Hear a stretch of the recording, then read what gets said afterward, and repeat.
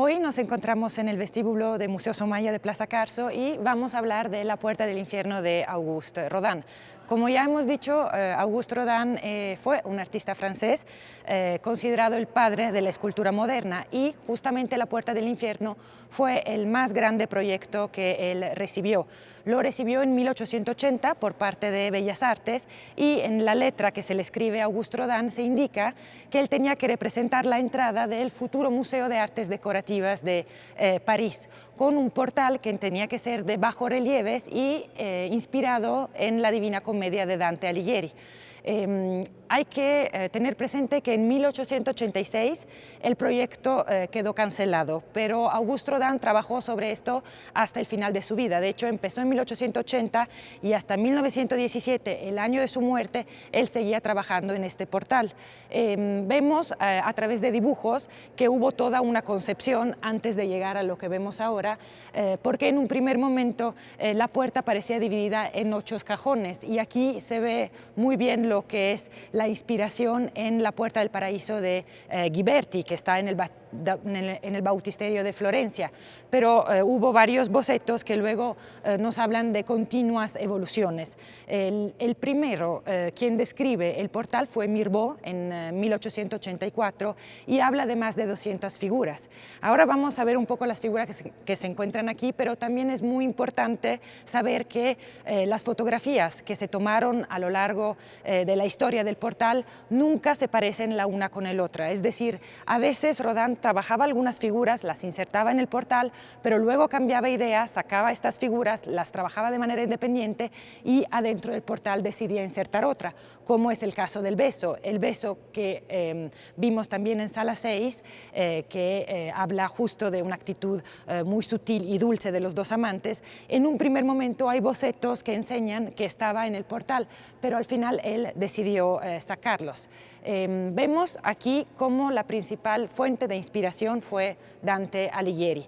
Dante Alighieri y la Divina Comedia, principalmente el infierno. Lo que Rodin decide representar aquí son las almas de los condenados. Para hablar brevemente de la Divina Comedia hay que acordarnos que fue una obra que Dante Alighieri, que es considerado el padre de la lengua italiana, compuso en el Medioevo y él hablaba justamente de personajes históricos, personajes que realmente habían vivido y que de una manera u de otra habían pecado. Y lo que decidió hacer Dante es ponerlos en diferentes círculos del infierno y según el pecado que habían cometido tenían que pagar un castigo. Justo esta es la ley del contrapaso, es decir, por lo malo que hiciste en la vida, ahora lo tienes que pagar en la muerte. Y aquí hay sin duda dos personajes que pertenecen a la Divina Comedia de Dante Alighieri. Aquí están Paolo y Francesca. Vemos aquí ya Rodin decidió representarlos en el infierno, justamente en el círculo de la lujuria. Ellos pecaron de lujuria porque Francesca estaba casada con Gianciotto Malatesta. Gianciotto Malatesta era el hermano de Paolo, pero Francesca y Paolo en algún momento se enamoraron y se dieron un beso. Y justo en el momento en que se dieron este beso, Gianciotto los vio y los mató. Entonces es por eso que Dante los coloca en el infierno y la pena que ellos tienen que pagar es que por más se quieran acercar, lo más se van a alejar. Hay un viento, hay una turbina justo que los aleja y aquí vemos cómo está Paolo tratando de tomar Francesca. Y arriba también se puede ver a otro grupo de personajes muy importante que es Ugolino y sus hijos.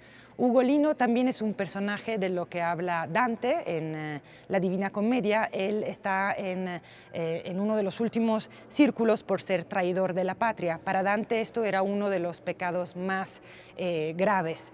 Y aquí vemos cómo Ugolino está representado con sus hijos.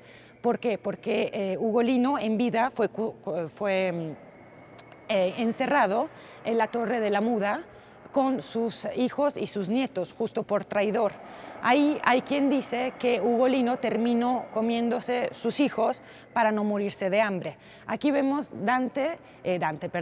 Rodin cómo representa a Ugolino como si fuera una bestia. Lo vemos como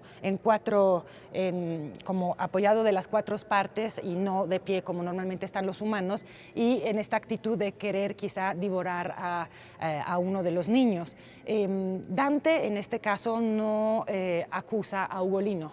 Dante no da por sentado que Ugolino terminó comiéndose sus hijos. De hecho, hay un verso muy elegante en donde Dante afirma que no sabemos si Ugolino murió del hambre o del dolor. Entonces, del hambre porque no pudo comerse a sus hijos, o del dolor por ya habérselos comido. Y estos son dos de los personajes, pero como podemos ver, el portal está lleno de figuras. Por un lado de la Divina Comedia de Dante Alighieri, por el otro está también Las Flores del Mal de Charles Baudelaire. Charles Baudelaire emerge sobre todo en la sensualidad con la cual Rodin representa todos estos cuerpos.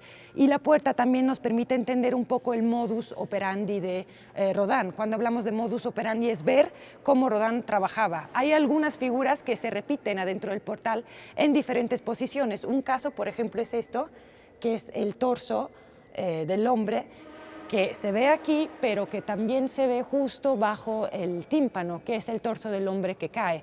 Entonces, a veces aquí sí podríamos observarla detenidamente, podríamos ver cómo hay muchos personajes que son los mismos, pero están puestos en posiciones diferentes y entonces dan vida a nuevas figuras, a nuevas posiciones. Pero sí, lo que sale de este portal es el dolor, es la danación. Es increíble cómo Rodin haya logrado representar a nivel figurado lo que era el infierno de Dante Alighieri en diferentes partes. Y aquí muchos críticos, muchos periodistas, muchos expertos hablaron del portal y lo interpretaron, porque también hay que tener presente que Rodin nunca se expresó mucho acerca de la puerta. Entonces es importante como verla y cada vez como cada quien interpretarla de su propia manera.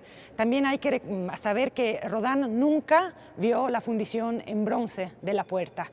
Cuando el proyecto se canceló, como dijimos, en 1886, él siguió trabajando sobre el proyecto y decidió presentarlo por primera vez en 1900 en ocasión de una retrospectiva del autor en el Pabellón del Alma. Y fue allá que presenta el portal en yeso, pero fue una sorpresa para todos, porque lo que Rodin decidió presentar al público era un portal completamente despojado de todas sus figuras.